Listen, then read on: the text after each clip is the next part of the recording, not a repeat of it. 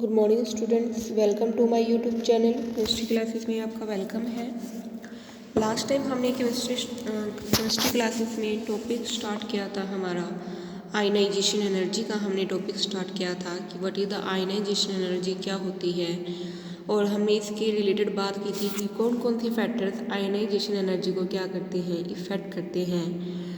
ये सब हमने लास्ट लेक्चर के अंदर डिस्कस कर लिया था। अगर किसी ने वो वीडियोस विजिट नहीं की हैं तो इसके लिए जो लिंक है वो मैंने आपको डिस्क्रिप्शन बॉक्स में दे दिया है। आप उस लिंक पे जाके उन वीडियो को क्या कर सकते हो, विजिट कर सकते हो। आज हम बात करेंगे ionization energy along the period और ग्रुप में किस तरीके से इंक्रीज या फिर हमारे पास डिक्रीज होती है। तो टुडे जो हम करेंगे, टुडे जो हमारा टॉपिक होगा वो होगा क्या आयनाइजेशन एनर्जी का ट्रेंड करेंगे हम, क्या along the period and along the group में हम क्या करेंगे, इसका ट्रेंड करेंगे। सबसे पहले जो हम बात करते हैं वो हम बात करेंगे किसके लिए, ionization energy along the period के लिए हम क्या करेंगे, बात करेंगे। तो that is along the period. अगर हम जनरली कंसेप्ट की बात करें, जनरल कंसेप्ट के अकॉर्डिंग, तो अलोंग द पीरियड आपको पता है it means left to right movement होती है। अलोंग द पीरियड में लेफ़्ट टू राइट होती है। तो हमारे पास साइज क्या होता है, डिक्रीज होता है। साइज हमारे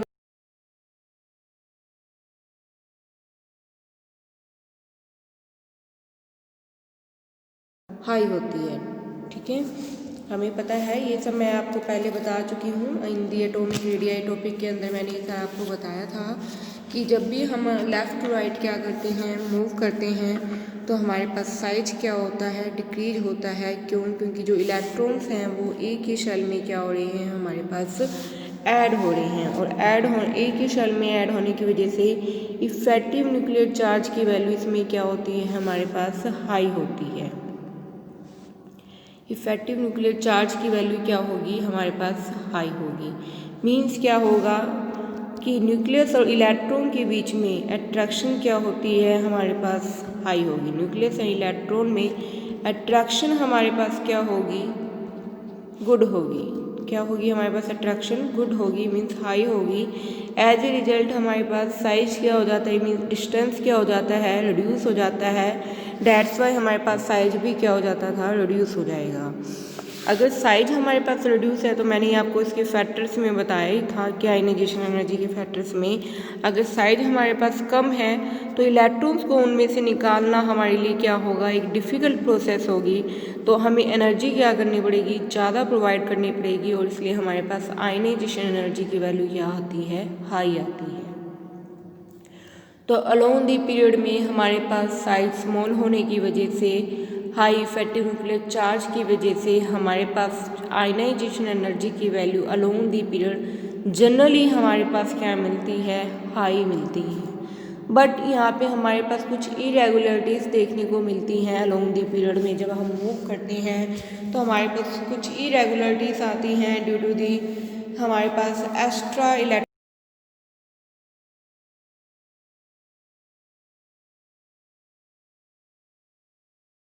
क्या मिलेगा, हमारे पास डिसऑर्डर्ड क्या मिलेगा, हमारे पास ट्रेंड मिलता है। नॉर्मल ट्रेंड तो यही होना चाहिए कि जैसे जैसे हम लेफ़्ट टू राइट मूव करते जाएं साइज रिड्यूस होता जाएगा और आयनाइजेशन एनर्जी की वैल्यू क्या होती जाएगी, हाई हो जाएगी।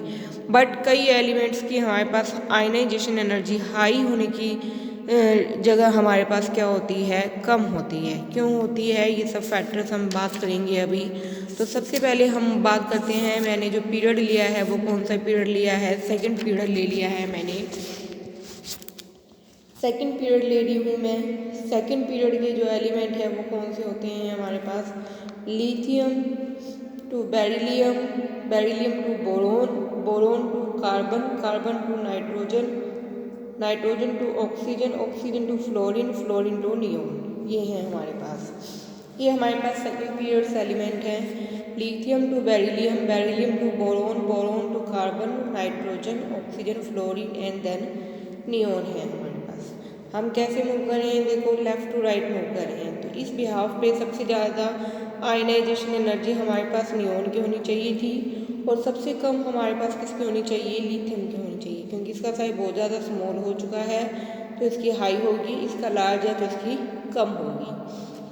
तो इसी हिसाब से हमारे पास ये ट्रेंड मिलना चाहिए था, बट हमारे पास यहाँ कुछ अब नॉर्मलिटीज़ आती हैं। कैसी आती हैं वो अब नॉर्मलिटीज़ हमारे पास? सबसे पहले हम बात करते हैं किसके लिए, जब हम मूव कर रहे हैं कहाँ से कहाँ तक, लिथियम से बेरिलियम की तरफ मूव कर रहे हैं तब। तो हमारे पास आयनाइजेशन एनर्जी की वैल्यू क्या होगी, बेरिलियम की क्या होगी, आयनाइजेशन एनर्जी हाई होगी, और लिथियम की क्या होगी, स्मॉल होगी। बिल्कुल करेक्ट है ये चीज़। क्यों?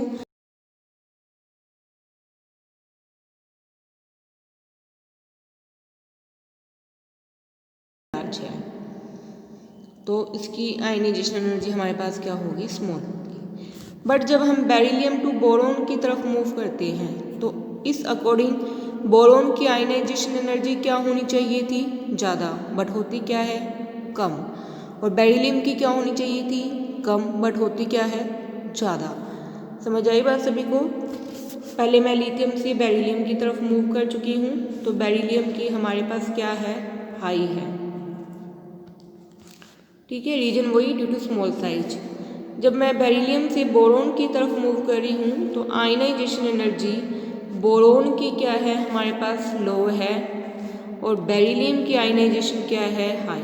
होनी क्या चाहिए थी, अगर हम रेगुलर ट्रेंड की बात करें तो मैं पीरियड में मूव कर रही हूँ, बेरिलियम से बोरोन जा रही हूँ, लेफ्ट टू राइट मूव कर रही हूँ, तो साइज डिक्रीज होगा और आयनाइजेशन ज़्यादा होनी चाहिए थी बोरोन की, बट होती क्या है हमारे पास, कम। क्यों?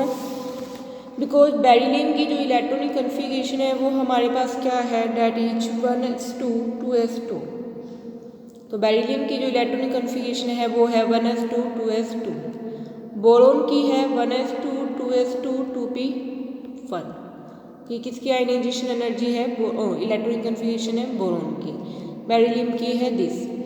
बैलेंस कन्फिगरेशन बोरोन बेरिलियम की होगी क्या, 2s2, और बेरिलियम की क्या होगी हमारे पास 2s2 2p1 हो जाएगी हमारे पास, ये होगी। अब देखो S में मैक्सिमम कितने इलेक्ट्रॉन होते हैं, 2, तो इसके शेल में कितने आ रहे हैं, 2 ही आ रहे हैं। इस अकॉर्डिंग इसकी जो कन्फिगरेशन है वो कैसी है, स्टेबल। कैसी कन्फिगरेशन इसकी, स्टेबल क्या है, इलेक्ट्रॉनिक कन्फिगरेशन। इसमें देखो इसके वैलेंस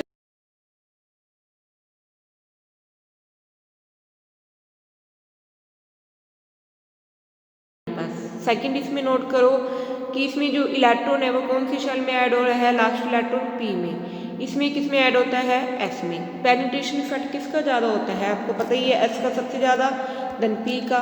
तो दोनों ही रीजन की वजह से एक तो इसकी कैसी कन्फिगरेशन है बेरिलियम की, स्टेबल। सेकेंड इसमें जो लास्ट इलेक्ट्रॉन है वो कौन सी शेल में ऐड हो रहा है, S, जिसका पेनिट्रेशन इफेक्ट क्या रहता है, ज़्यादा।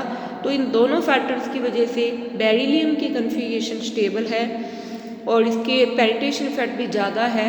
डेट्स वाई इसकी आयनाइजेशन एनर्जी, तो स्टेबल इलेक्ट्रॉनिक कन्फिगरेशन में इसी इलेक्ट्रॉन को रिमूव करना डिफिकल्ट होगा, इसलिए एनर्जी की वैल्यू क्या होगी, हाई होगी। बट बोरोन में तो P में एक ही इलेक्ट्रॉन है, तो इसको रिमूव करना क्या होगा, ईजी होगा, तो इसलिए इसकी आयनाइजेशन एनर्जी की वैल्यू क्या होगी, लो होगी। अंडरस्टूड, समझ आई बात सभी को? तो जब भी हम बेरिलियम से बोरोन की तरफ मूव कर रहे हैं तो बेरिलियम की ज़्यादा होती है एज कम्पेयर टू बोरोन से। रीजन मैंने आपको बता दिया, बेरिलियम की स्टेबल इलेक्ट्रॉनिक कन्फिगरेशन है। सेकंड उसका जो इलेक्ट्रॉन है वो S सब शेल में है और उसका पेनिट्रेशन इफेक्ट क्या होता है, हमारे पास ज़्यादा होता है। देन हम मूव करेंगे boron to carbon to nitrogen. तो फिर से लेफ्ट टू राइट है, पीरियड सी है, मूव कर रहे हैं हम। तो नाइट्रोजन की आयनाइजेशन क्या होगी, हाई होगी। ओके, देन नाइट्रोजन की हमारे पास क्या होगी, हाई होगी। देन कार्बन की हाई होगी, देन बोरोन की हाई होगी। इसमें वही रीजन है सिंपल वाला कि अलोंग दी पीरियड जब हम लेफ्ट टू राइट मूव करते हैं तो साइज क्या हो रहा है, डिक्रीज। यहाँ पे कोई अबनॉर्मैलिटीज नहीं है, यहाँ पे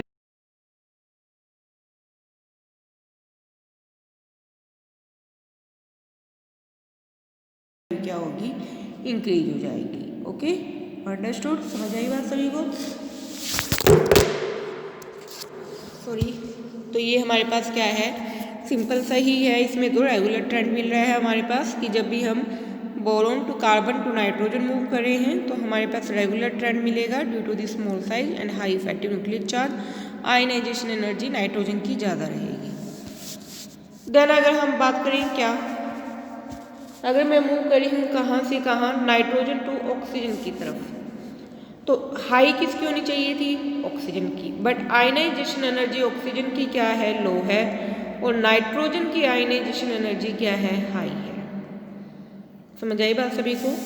नाइट्रोजन की आयनाइजेशन एनर्जी हाई है, वाहिल जो ऑक्सीजन है उसकी आयनाइजेशन एनर्जी हमारे पास क्या है, लो है। वाई रीजन फिर से वही कन्फिगरेशन का रहेगा यहाँ पे। इसकी कन्फिगरेशन होती है 2s2 2p2 वैलेंस कन्फिगरेशन, इसकी है 2s2 2p3, ये है। आपको पता है अब दोनों ही इलेक्ट्रॉन p में है, बट p में मैक्सिमम कितने होते हैं, 6, नाइट्रोजन में कितने आ रहे हैं, p में 3, इट मीन्स ये हाफ है, तो हाफ फील्ड है, इट मीन्स कैसी कन्फिगरेशन होगी, स्टेबल। अगर इलेक्ट्रॉनिक कन्फिगरेशन स्टेबल है तो उसमें से इलेक्ट्रॉन को रिमूव करना डिफिकल्ट होगा हमारे लिए। दैट्स वाई इसकी आयनाइजेशन एनर्जी क्या होती है, हाई, और ऑक्सीजन की क्या होती है, लो, क्योंकि उसकी कन्फिगरेशन हमारे पास स्टेबल नहीं है हमारे पास। ओके, समझ आई बात सभी को।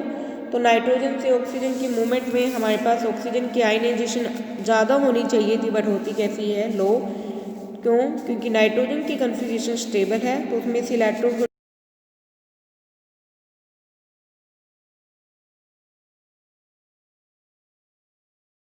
देन है हमारे पास मूवमेंट कैसी है, oxygen to fluorine to neon. इसमें हमारे पास वही रेगुलर ट्रेंड मिलेगा, ionisation energy along the period increase ही होगी, इसमें अलोंग द पीरियड इंक्रीज हो रही है। रीजन वही small size high effective nuclear charge, सबसे कम ऑक्सीजन की, फिर उससे ज़्यादा फ्लोरीन की, और सबसे ज़्यादा नियोन की होगी हमारे पास। ओके, समझ आई बात सभी को। वैसे भी जो नियोन है वो एक नोबल गैस फैमिली का मेंबर है और इसकी कन्फिगरेशन फुलफिल्ड होती है, स्टेबल होती है, that is NH2NP6, it means two, इसकी है 2s2 2p6 होती है इसकी। तो बिल्कुल ऑक्टेट इसका कंप्लीट है, फुलफिल्ड कन्फिगरेशन, स्टेबल कन्फिगरेशन है, इलेक्ट्रॉन को रिमूव करना डिफिकल्ट है, एनर्जी हमें ज़्यादा देनी पड़ेगी, डेट्स वाई आयनाइजेशन एनर्जी हमारे पास क्या आती है, हाई आती है। तो ये हमारे पास इसका ट्रेंड था कि इसके अंदर पीरियड्स के अंदर कुछ अबनॉर्मेलिटीज आई हैं यहाँ पे ड्यू टू दी कन्फिगरेशन की वजह से, तो वो आपने नोटिस करनी है, एक्सेप्शनल केसेस, और रेगुलर ट्रेंड इसका लॉन्ग दी पीरियड हाई रहता है आयनाइजेशन एनर्जी के लिए। अब हम बात करते हैं किसके लिए, along the group. Along the group में हम कैसे मूवमेंट करते हैं, टॉप टू बॉटम। कैसे मूव करते हैं हम, टॉप टू बॉटम की तरफ मूव करते हैं। जैसे जैसे हम डाउन दी ग्रुप जाते हैं, नंबर ऑफ शेल्स क्या होते हैं, इंक्रीज, नंबर ऑफ शेल्स क्या होते हैं, इंक्रीज होते चले जाते हैं। इस तरीके से ये न्यूक्लियस है, ये नंबर ऑफ शेल्स क्या हो रहे हैं हमारे पास, इंक्रीज हो रहे हैं। नंबर ऑफ शेल्स इंक्रीज हो रहे हैं तो न्यूक्लियस और इलेक्ट्रॉन की अट्रैक्शन क्या होगी, लेस, क्या होगी, लेस क्या मिलेगी, अट्रैक्शन मिलेगी हमारे पास, लेस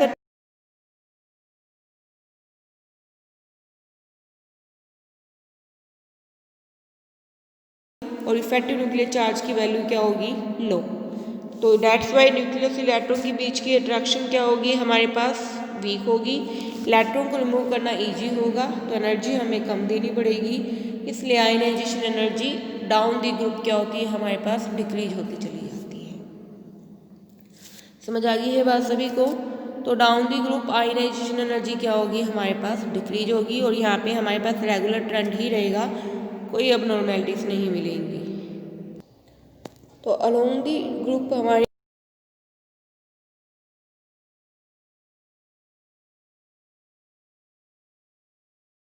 आयनाइजेशन एनर्जी को हम क्या कहते हैं, हमारे पास इसमें टॉपिक हो रहा है क्या, सक्सेसिव आयनाइजेशन एनर्जी। क्या है हमारे पास, successive ionisation energy.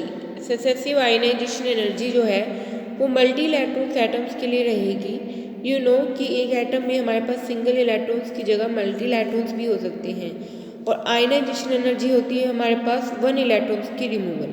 For example आप देखो नाइट्रोजन ही देख सकते हो, जैसे आप 2s2 2p3 ये है, ये हमारे पास नाइट्रोजन है, इसको मैंने आयनाइजेशन एनर्जी दी तो ये N पॉजिटिव हो जाएगा, प्लस में एक इलेक्ट्रॉन रिमूव हो जाएगा। तो ये इसकी कौन सी आयनाइजेशन एनर्जी हुई? तो सबसे पहले हम लास्ट शेल में से इलेक्ट्रॉन्स को रिमूव करते हैं। तो लास्ट शेल P है, P में 3 थे, 3 में से मैंने कितने रिमूव कर दिए? 1, तो कितने रह गए? 2। अभी भी 2 प्रेजेंट है, तो 2 में से मैं एक और माइनस कर दूंगी तो कितना रह जाएगा? 1। 1 को भी रिमूव कर दूंगी तो कितने रह जाएंगे? P में 0। देन मैं S में से रिमूव कर सकती हूँ। इट मीन्स क्या है कि मल्टी इलेक्ट्रॉन्स के अंदर हमारे पास सिंगल आयनाइजेशन एनर्जी नहीं मिलती है। अगर हम 1 से ज़्यादा इलेक्ट्रॉन्स की रिमूवल कर रहे हैं तो आयनाइजेशन एनर्जी भी हमारे पास क्या आएगी? 1 से ज़्यादा आएगी। तो अगर हमने एक इलेक्ट्रॉन रिमूव किया तो वो हो जाएगी हमारे पास क्या? First ionization energy. अगर मैंने 2 इलेक्ट्रॉन्स रिमूव किए तो चार्ज एक और इंक्रीज हो गया, क्योंकि 2 इलेक्ट्रॉन रिमूव हो गए और एक इलेक्ट्रॉन और रिमूव हुआ, तो हमारे पास कौन सी हो जाएगी? Second ionization energy. इसी तरह थर्ड रिमूव करोगे तो थर्ड आयनाइजेशन एनर्जी, फोर्थ कर दोगे तो फोर्थ आयनाइजेशन एनर्जी। इन सभी एनर्जी का हम क्या ले लेंगे? एवरेज फॉर्म जो लेंगे वो हमारे पास क्या होगी? सक्सेसिव आयनाइजेशन एनर्जी हो जाएगी हमारे पास। अंडरस्टूड? समझ आए?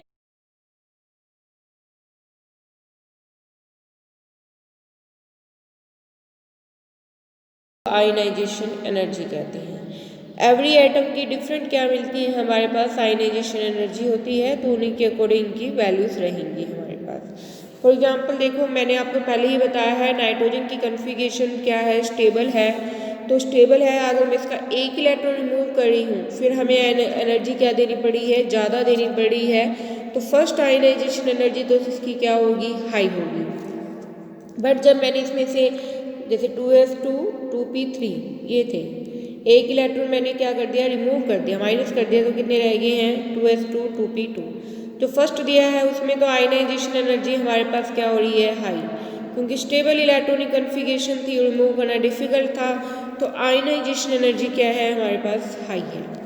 अब कन्फिगरेशन ये रहेगी है, इसमें से रिमूव करूँगी तो इलेक्ट्रॉन क्या हो जाएगा? ईजिली रिमूव हो जाएगा और कन्फिगरेशन रह जाएगी 2s2 2p1। तो पहले वाली आयनाइजेशन एनर्जी की वैल्यू क्या रहेगी? हाई रहेगी, क्योंकि वहाँ पे स्टेबल कन्फिगरेशन की थी और रिमूव करना क्या था? डिफिकल्ट। बट जब एक इलेक्ट्रॉन रिमूव हो गया तो कन्फिगरेशन हमारे पास अनस्टेबल फॉर्म में रहेगी है और वहाँ से इलेक्ट्रॉन को रिमूव करना क्या है हमारे पास? ईजी है। तो उसकी सेकेंड आयनाइजेशन एनर्जी क्या होगी हमारे पास? लो। ओके, इसी तरह जब एक और रिमूव कर दोगे तो उसकी थर्ड वाली भी क्या हो जाएगी? लो। वो बहुत ही लो आएगी, क्योंकि एक इलेक्ट्रॉन को रिमूव करना क्या है हमारे पास? इजी है।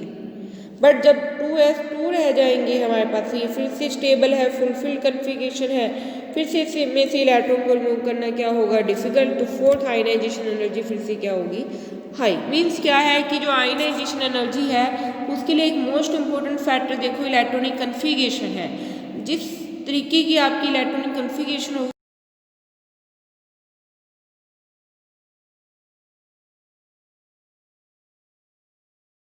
अकॉर्डिंग कन्फिगरेशन है, उसी अकॉर्डिंग आपकी क्या रहेगी? आयनाइजेशन एनर्जी रहेगी।